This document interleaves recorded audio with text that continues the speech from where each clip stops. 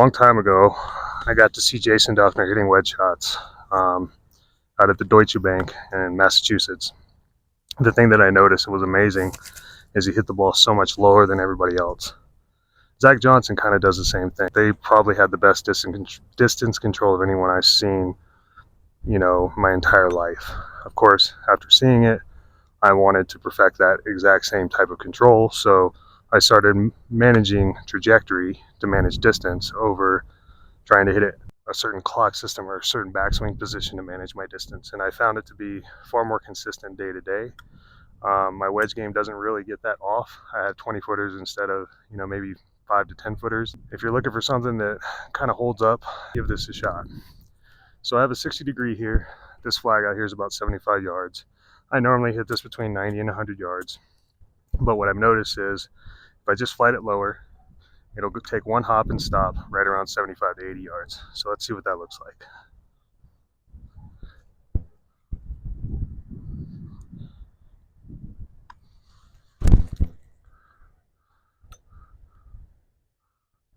So as you can see, landed about 5 yards in front of the pin, took a hop, and I've got a 10-foot uphiller. The other thing I love about using trajectory is that it keeps the ball fairly straight. The ball's not going to move a lot right to left when we keep it down. And in most cases, the greens nowadays can really, they'll hold when you hit these types of shots. That was a little low, so let's try to take it a little bit higher, see what that looks like.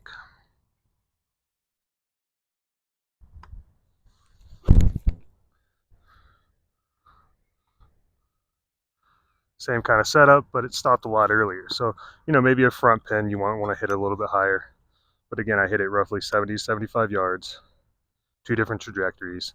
I didn't change my swing at all. All I did was change the trajectory, and it gave me a little more distance. So the first shot probably went 70 yards, second shot went 75. We're just going to move that ball a little bit more forward in the stance.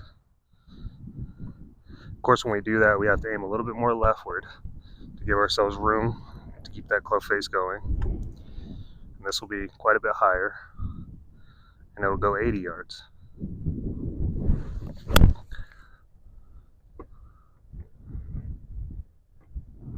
There you go. So now that landed on the front of the green. And again, this pin's roughly 80, 85 yards. We got a little tailwind. And so since my full wedge goes 90, which would be basically in the center of my stance, center back, as I move forward, I have to change my alignment to match my plane. So make sure when you guys are doing this, if you're set up with it back in the stance where a full swing like so, you're going to have your feet far more square, less open.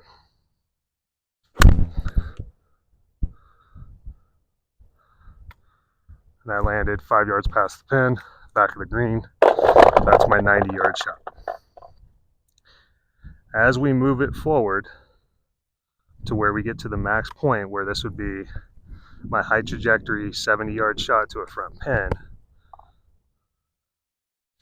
I have to change my path alignment to go leftward. So yeah, that went about 65, didn't quite get as far as I wanted, but I didn't hit it great. The whole idea though, guys, is this is a much easier way than the clock system, because after a while, you start to feel the shots.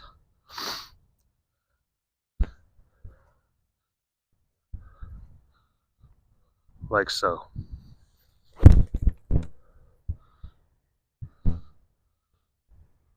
Okay guys, this is about a 115 to 120 yard shot, and I have a 52 degree wedge, which for me goes 125 to 130 at elevation.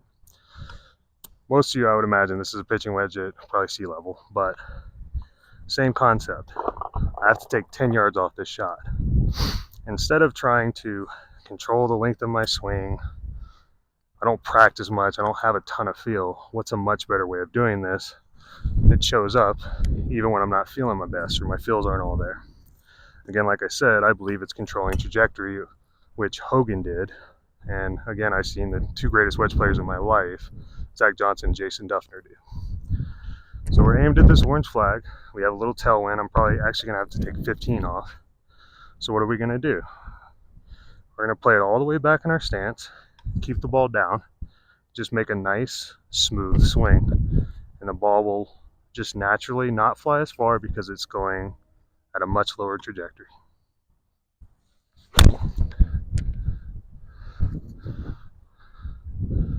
And I landed, I don't know, maybe 5 yards past the pin. So more tail went up there than I realized. But you guys get the idea. At least I've got a putt at birdie. And again, when you're hitting it this low, obviously with a bit of a tailwind, it's probably going to take a couple hops. So you will have to practice a little bit. And again, I thought it was about a 115 shot. Let's try playing a 110 shot, which is even further back in the stance. Keep it even lower. And just to, like, try to land it on the front of the green there. Just like that. Yep, I was about pin high. I did pull it left slightly. So, you know, you'll have to figure out how to aim it a little better. And I'm not the best teacher player, but one more shot at it here. It's just a 110 shot. There we go. Wind's carrying it. Landed maybe 2 yards past the pin. And that's kind of what we're looking for, right? Control without having to practice all the time. Now let's say it was a front pin. Again, we're going to move it forward in our stance. We're going to open our stance up so that when we come through, it's going to climb up the club face and de-loft everything, or add loft to it, and just take a little bit off of it, right? Maybe this will go 100 yards.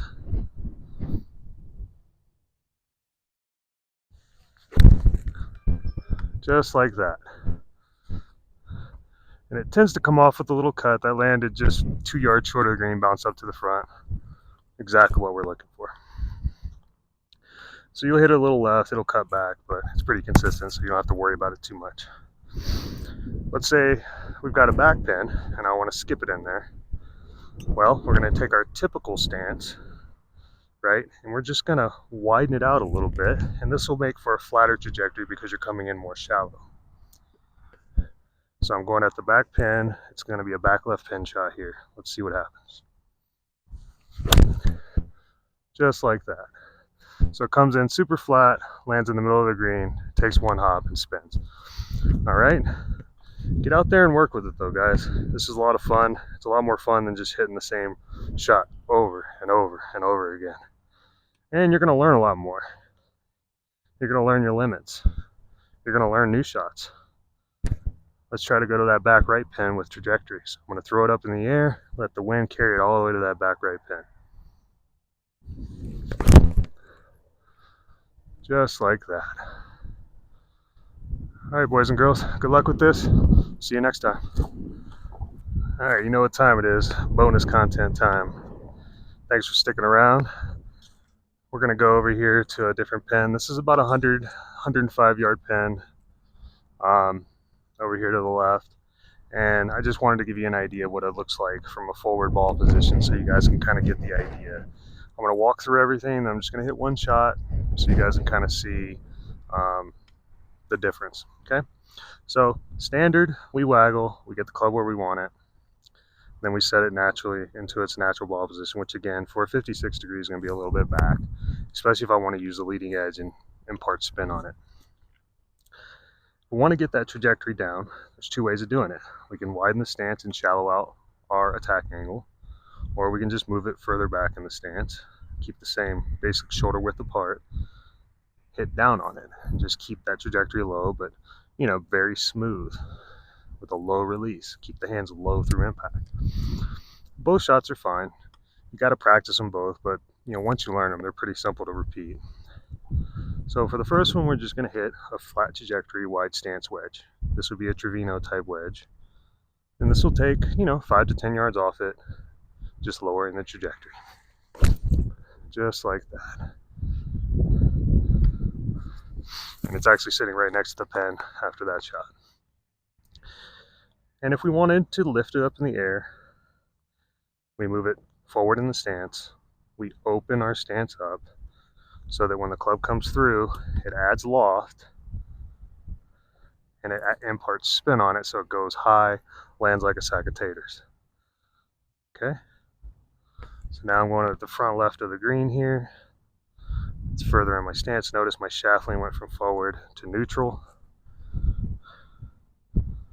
and then we just swing, let everything naturally happen. I went super high. The wind is pushing it, but it landed basically pin high with the front of the green, and that's kind of the idea. I can always aim it better. Notice for a low trajectory shot, the club face was basically hooded, and for a high trajectory shot, the club face was basically open. And you could see the difference in the divots. So now you guys have learned how to divot read. This will just help you with a little more information. All right, and then finally we're just going to go with the standard no manipulation shot, and it'll be a mid trajectory, lots of spin, medium to shallow divot, but it'll be very consistent, just like that. And that landed, yeah, just past the pin, but again, I've got a little tailwind today, so no big deal. And here's our divot, square club face, but the club face is slightly shut, so the leading edge takes over, versus being open, where the leading edge glides across the ground because you're using more bounce. And again, with this one, open stance, with the back, slightly closed stance, and wider to shallow out the angle so you don't dig at it. And then with the standard shot, center rear stance, directly down the target line. Don't have to change anything, you just have to make sure that you waggle it a few times and find your low point. All right, good luck with this, guys. Thanks for watching the bonus content. See you next time.